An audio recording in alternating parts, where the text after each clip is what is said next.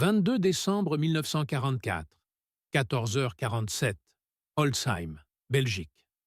La neige lourde et collante s'agglutine contre les murs noircis des fermes délabrées, un ciel d'acier comprimé par le poids des nuages bas qui déversent un froid mordant, imprégnant chaque souffle d'une humidité glacée qui gèle les cils et durcit la boue en croûte traîtresse sous les semelles usées des bottes. L'air est saturé d'une odeur âcre de bois humide, brûlant dans des poêles improvisés, mêlée à celle plus lointaine, rampante, du cordite et du métal surchauffé.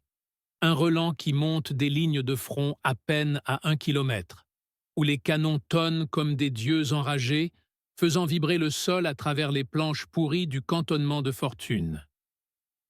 T5 Émile Rousseau, cuisinier de la compagnie de soutien du 501e régiment de parachutistes de la 101e division aérienne, 32 ans, natif d'un petit village normand émigré en Amérique avant la guerre, se penche sur un grand chaudron noirci, suspendu à un trépied au-dessus d'un feu de palette craquante, ses mains larges et calleuses, habituées aux couteaux et aux marmites plutôt qu'aux crosses de fusil, remuant lentement une mixture épaisse de pommes de terre ratatinées, de haricots en conserve et de morceaux de lard salé, le poids du grand louche en fer blanc tirant sur ses poignets comme une encre, tandis que la vapeur chaude monte en volutes paresseuses, offrant un bref répit contre le froid qui s'insinue sous sa veste kaki délavée, imprégnée de sueur aigre et de graisse rance.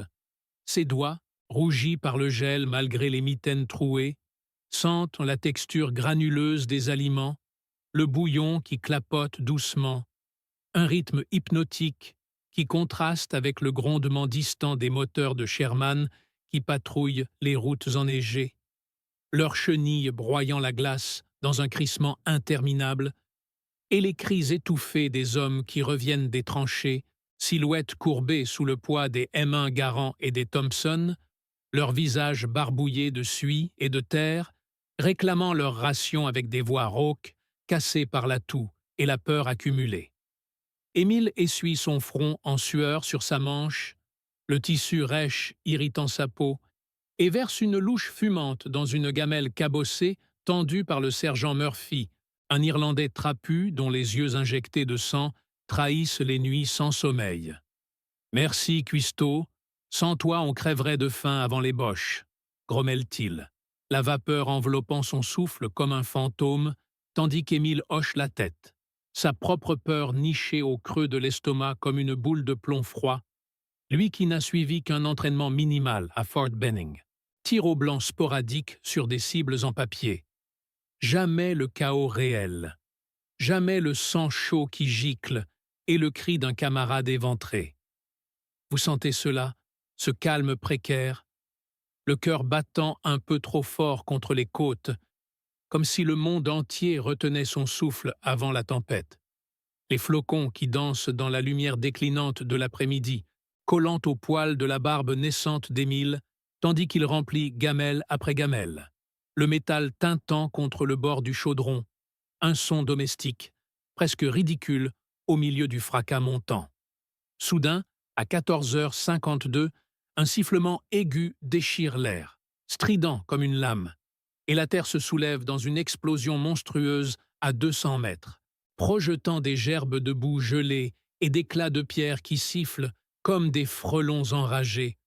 Le souffle de l'obus de 90 mm plaquant Émile au sol, ses oreilles bourdonnant d'un silence cotonneux, le goût de la terre froide dans la bouche, le cœur cognant si fort qu'il sent ses veines pulser dans son crâne, et autour de lui, les hommes se figent, gamelles renversées, la bouillie se répandant en flaques tièdes sur la neige qui fond et noircit instantanément.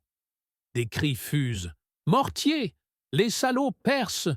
hurle le caporal Jenkins, bondissant pour attraper son M1. Mais une seconde salve tombe, plus proche, le sol tremblant comme sous les pas d'un géant. L'air empli d'une fumée âcre, piquante aux yeux, qui fait tousser Émile jusqu'aux larmes, ses poumons brûlants, et il rampe vers l'abri d'une murette effondrée, le poids de son corps glissant dans la neige détrempée, chaque mouvement alourdi par l'adrénaline qui durcit ses muscles, le froid mordant ses genoux à travers le tissu déchiré. Les moteurs rugissent maintenant, non plus alliés mais ennemis, le vrombissement guttural des Panzers IV qui forcent la ligne avant, leurs chenilles, crissant sur la route verglacée.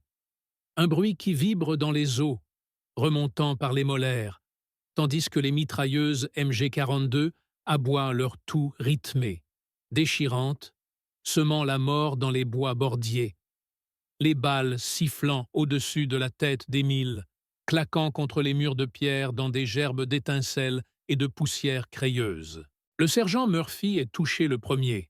Une rafale le cueille en pleine poitrine alors qu'il recharge, son corps se cabrant en arrière comme une marionnette sectionnée, le sang jaillissant en arc sombre sur la neige immaculée, un gargouillis humide s'échappant de sa gorge tranchée, ses yeux vitreux fixant le ciel gris, et Émile, plaqué au sol, sans l'urine chaude couler le long de sa jambe, une honte viscérale, noyée dans la terreur pure, ses mains tremblantes, cherchant instinctivement quelque chose, n'importe quoi, pour se défendre, le monde réduit à ce tunnel de peur où chaque seconde s'étire en éternité, le pouls martelant ses tempes comme un tambour de guerre. À 14h58, les défenses principales cèdent dans un chaos de hurlements et d'explosions, les paras du front reculant en désordre vers le cantonnement, visages hallucinés, armes vides. Ils sont partout, les SS, reculés. Et les premiers Allemands émergent des bosquets, silhouettes fantomatiques en capote blanche camouflée, leur MP40 crachant le feu court et précis, fauchant 2 cuisiniers aides qui tentèrent de fuir, leur corps s'effondrant dans des postures grotesques, membres tordus, la neige rougissant autour d'eux comme une aurore boréale macabre.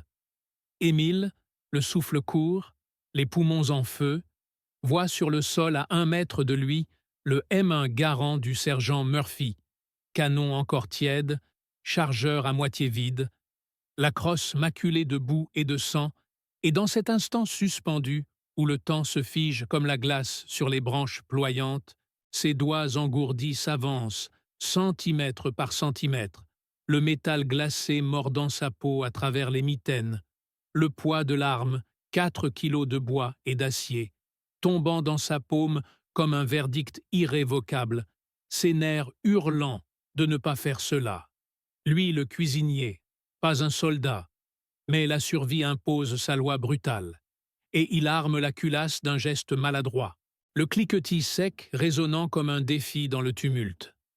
Vous le sentez, ce poids écrasant sur l'épaule, le canon qui tremble légèrement sous la visée instinctive, le cœur qui cogne si fort qu'il brouille la mire, l'odeur du lubrifiant rance mêlée à celle du sang frais, tandis qu'un Unteroffizier allemand, à 30 mètres, vise un para blessé, son Luger levé, et Émile presse la détente sans penser. Le recul brutal lui fracassant l'épaule, le claquement du M1 déchirant l'air, la balle. 30-06 filant en sifflant, frappant l'officier en pleine tempe, son crâne explosant en une gerbe rose et grise, le corps s'effondrant mollement dans la neige, un dernier spasme agitant ses bottes cloutées. Le choc remonte dans le bras d'Émile, une vibration qui engourdit jusqu'au coude. Mais il y a ce calme étrange qui descend. Pas la doctrine apprise dans les manuels, non, une précision instinctive, forgée dans les gestes quotidiens du couteau éplucheur et du hachoir. Et il pivote, lentement, chaque mouvement pesant comme du plomb, repérant un groupe de 3 grenadiers qui chargent, leurs casques camouflés luisant sous la neige fondue, leur car 98K à la hanche, et il tire à nouveau, méthodique, le canon fumant crachant une seconde balle qui traverse le premier à la gorge, le faisant trébucher en gargouillant, sang bouillonnant de la plaie, éclaboussant ses camarades qui ripostent dans un chaos de balles perdues, sifflant aux oreilles d'Émile, claquant contre la murette dans des nuages de plâtre pulvérisé. Le froid mord ses joues, la sueur coule dans ses yeux piquants, salée et brûlante, Mais il recharge, les doigts gourdes, luttant avec les 8 cartouches du clip and bridge. Le métal glissant, cliquetant enfin en place, et il avance d'un pas irréversible, la neige craquant sous ses bottes, le fusil pesant sur son épaule endolorie, visant le second grenadier qui hurle « American Ski !» La balle, le cueillant au plexus, le pliant en deux comme un sac de farine éventré. Intestin fumant se répandant sur la neige. L'odeur métallique du sang chaud, montant en bouffées nauséeuses, couvrant celle du cordite qui imprègne l'air comme un linceul. Les minutes s'étirent en heures. Le combat déferle sur le cantonnement, les panzers grondant à proximité, leurs tourelles pivotant avec un grincement hydraulique qui vibre dans la poitrine, crachant des obus de 70 polymères qui pulvérisent une ferme voisine dans une tempête de bois et de flammes, le souffle ardent carbonisant l'air, projetant Émile contre un mur, ses côtes hurlant de douleur.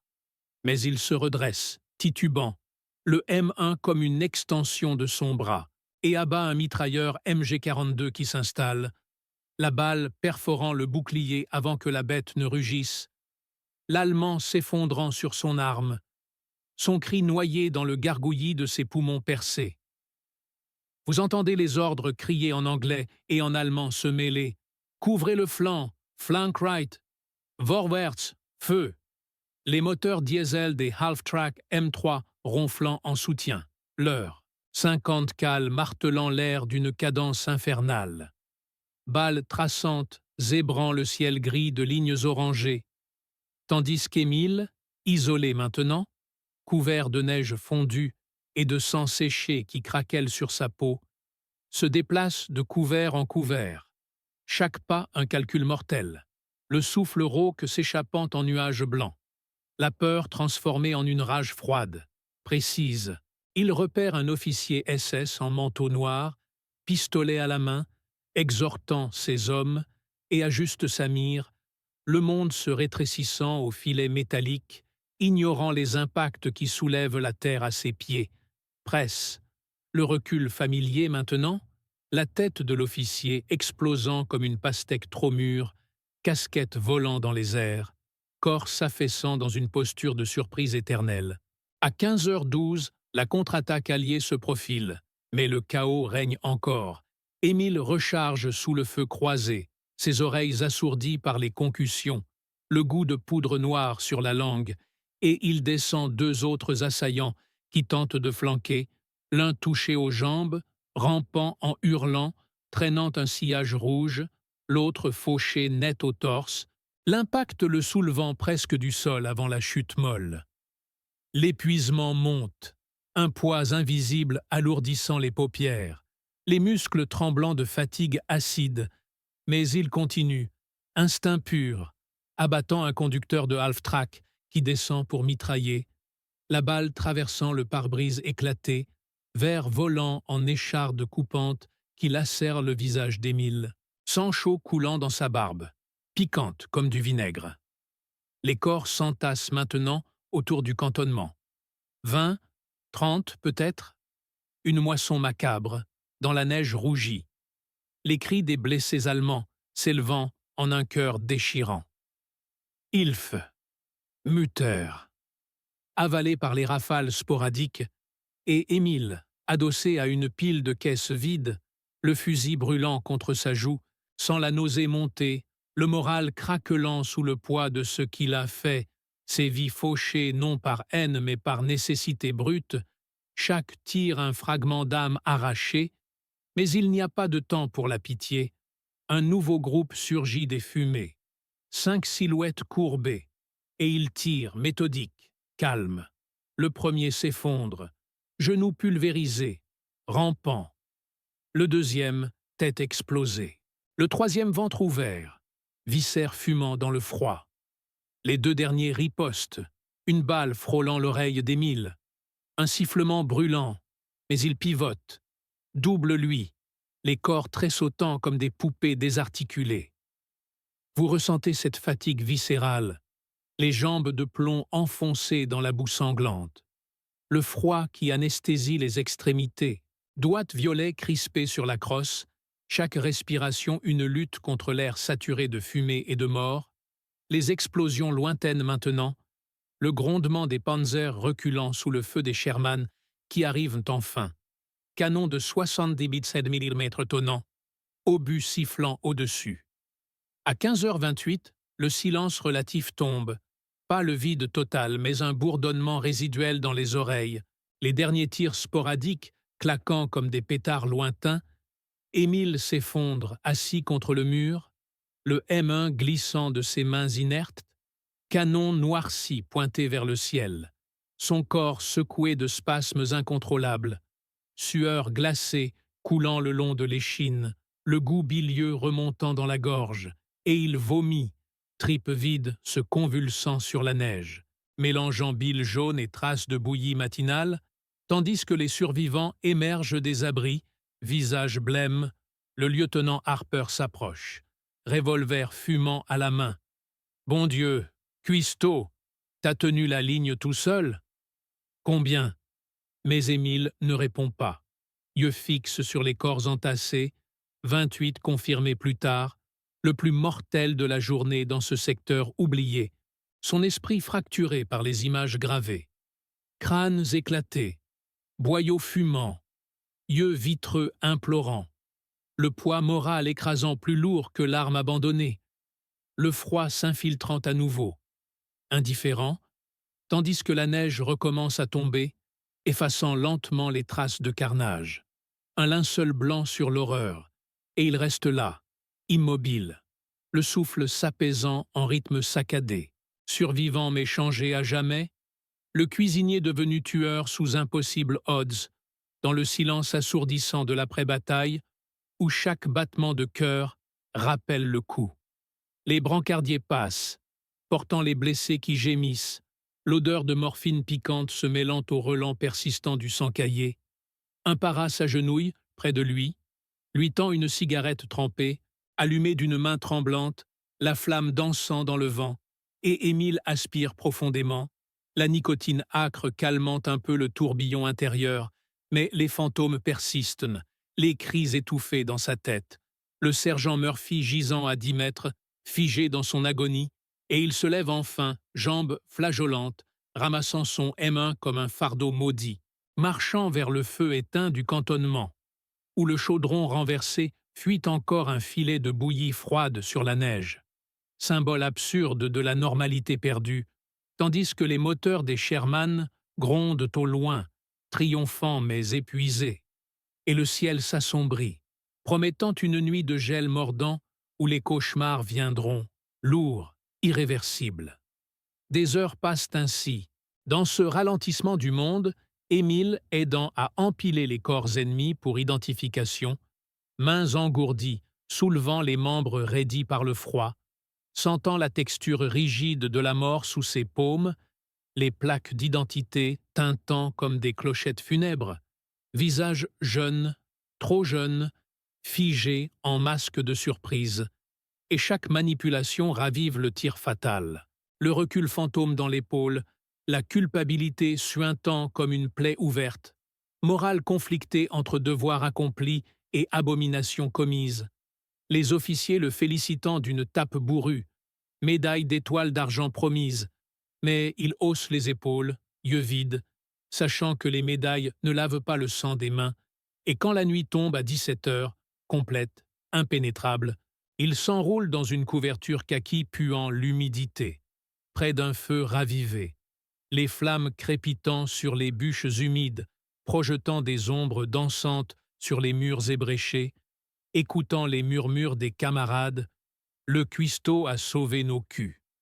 30 boches, à lui seul, exagéré déjà par la légende naissante, mais lui fixe les braises, sentant l'épuisement physique se muer en vide intérieur, le poids de la survie pesant plus que la faim oubliée, et le vent hurle dehors, portant les gémissements des blessés non évacués, un fond sonore éternel de la guerre. Tandis que ses paupières se ferment enfin, lourdes, sur des rêves hantés de louches et de fusils entremêlés, de bouillies teinte de rouge, dans ce Holcim brisé où un homme ordinaire devint le plus mortel, sous des odes impossibles. Et le silence de la nuit s'installe, brutal, relentless, implacable. Le sommeil d'Émile est un puits sans fond, peuplé de visions torsadées où les louches du cuistot se muent en baïonnettes rougies, où la bouillie froide de la neige se gorge de s'engalement, coagulée en flaques visqueuses qu'il remue de ses mains nues, et les visages des morts ricanent, bouches édentées, crachant des plaques d'identité qui teintent comme des chaînes, le traînant vers un Holzheim spectral où les Sherman rouillés avancent au ralenti, chenilles broyant les os des camarades tombés, et il hurle muet, courant dans la gadoue gelée, fusil en main, mais crosse fondue en cuillère géante, impuissante, tandis que les boches ressuscitent, innombrables, leurs yeux caves le fixant d'un reproche muet. Pourquoi nous? Pourquoi pas toi? Et le recul fantôme explose encore dans son épaule, déchirant le vide, jusqu'à ce qu'un râle lointain, réel, le tire du gouffre. Paupières papillonnant dans l'aube blême qui suinte à travers les fissures du mur, à 6 heures précises, le jour naissant comme une plaie mal refermée, grisâtre, hostile. Autour de lui, le cantonnement s'éveille en grognements rauques, les Jays se redressant sous leur couverture raidie de givre, soufflant sur leurs doigts pour ranimer la circulation sanguine. Le cuistot. L'autre, le vrai, pas lui, remuant déjà un nouveau chaudron de gruau fade, odeur de farine brûlée se mêlant à celle de la cordite persistante, et Émile se redresse, dos courbattu contre la pierre froide. Regard vacant balayant les lieux, les corps ennemis empilés comme du bois mort ont disparu, évacués dans la nuit par les fourgons bâchés, ne laissant que des traces sombres sur la neige piétinée, taches indélébiles de la boucherie achevée. Un sergent trapu, chewing-gum claquant entre les dents, lui tape l'épaule. « Hey, Spoonkiller, t'es prêt pour la suite ?» Les Fritz reculent vers la Moselle, on les talonne à l'aube. « Officier veut te voir, pour la paperasse de la médaille. » Émile hoche la tête, mécanique, enfilant ses bandes molletières crottées, sentant le poids du garant sur l'épaule comme un boulet. Morale en berne, cette gloire naissante le rongeant plus que les poux qui grouillent sous sa chemise. Dehors, le convoi s'organise dans le chaos matinal. Moteur des Sherman, tout sautant au démarrage. Nuages de diesel noircis s'élevant comme des fumées funéraires. Les half-tracks chargés de munitions et de bidons d'essence bringue-ballant sur la route défoncée de Holzheim. Village martyr aux toits effondrés. Cheminées tordues dressées comme des doigts accusateurs vers un ciel bas, chargé de neige promise. Émile grimpe dans un camion bâché, coincé entre des bidons d'eau croupis et des caisses de rations K, le véhicule cahotant sur les ornières gelées. Direction S, vers le front mouvant, où les éclaireurs rapportent des lignes ennemies en repli, mais tenaces, mitrailleuses MG-42, nichées dans les ruines des fermes vosgiennes, et lui fixe l'horizon brouillé, fusil entre les genoux, se demandant si le cuistot en lui survivra à ce soldat devenu machine à tuer, ou si la prochaine boucherie achèvera de l'engloutir, tandis que le convoi s'étire, interminable, sous un soleil pâle qui perce enfin les nuages, illuminant d'un éclat cru les champs labourés de cratères, tombes anonymes d'une guerre qui ne pardonne ni aux héros ni aux ombres. À mi-chemin, un grondement lointain ébranle l'air.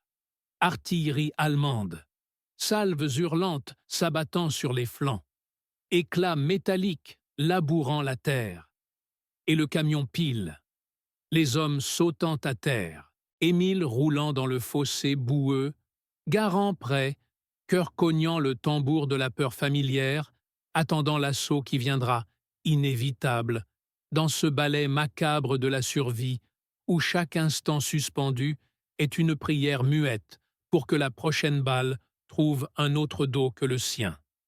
Les obus sifflent encore, traînées mortelles zébrant le ciel gris, et l'un d'eux s'écrase à 20 mètres, Geyser de terre gelée et d'éclats qui fauchent les roseaux du fossé.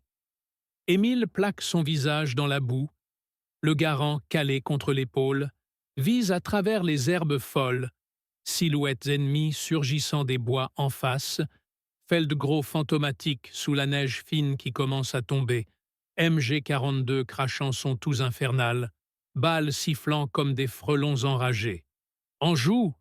Feu! Hurle le sergent, et les fusils US claquent en réponse, mitraille de M1 et de Thompsons répondant au déluge Bosch. Émile tire, méthodique, le recul familier cognant sa clavicule endolorie. Un Fritz s'effondre, casque roulant dans la gadoue, mais un autre bondit, grenade à manche dégoupillée, et Émile pivote, abat l'homme d'une balle en pleine poitrine, le corps plié comme une marionnette cassée. Le cuistot en lui vomit un hoquet muet, souvenir de marmites et de soupes aux choux, de rires d'avant-guerre dans la ferme d'Alsace, noyé par le sang qui gicle sur la terre noire. Autour, le chaos. Un tank Sherman riposte, canon de 75 tonnants, obus perforant un bunker camouflé. Un half-track flambe, munitions explosant en gerbes orangées, hommes courant, hurlant, un bras arraché gisant comme un rebut. Le sergent tombe, poitrine ouverte, gargouillant « Avancez, bordel !» Et Émile se rue en avant, rampant sur les coudes, couvrant un bleu pétrifié qui pleure sa mère. Une rafale frôle son casque, arrachant un bout d'oreille. Il riposte, vide son chargeur, recharge à l'aveugle, les douilles chaudes brûlant ses doigts gourds. Les Boches reculent enfin, traînés par leur propre perte, laissant un champ semé de gris inertes, et le silence retombe, lourd, percé de gémissements et d'ordres rauques. Émile s'assoit, dos au talus, fixe ses mains tremblantes tachées de boue sanglante, le garant fumant comme un cigare maudit. La médaille? Une farce. Il n'est plus cuistot, plus paysan, juste un chien de guerre, affamé de paix impossible. Le convoi se reforme, blessés entassés, morts couverts de bâches. On repart, plus lentement, vers la Moselle où les ponts sautent déjà sous les charges. Émile remonte dans le camion, vide au ventre, le fossé derrière lui gravé dans la chair comme une cicatrice neuve. L'officier attendra pour sa paperasse. Pour l'instant, seul compte la prochaine crête, la prochaine embuscade. Ce rouleau compresseur de la libération qui broie tout sur son passage, héros compris. Sous la neige qui s'épaissit, le front appelle, vorace, et Émile ferme les yeux, priant pour un mirage de foyer, un pain chaud qui ne soit pas trempé de sang.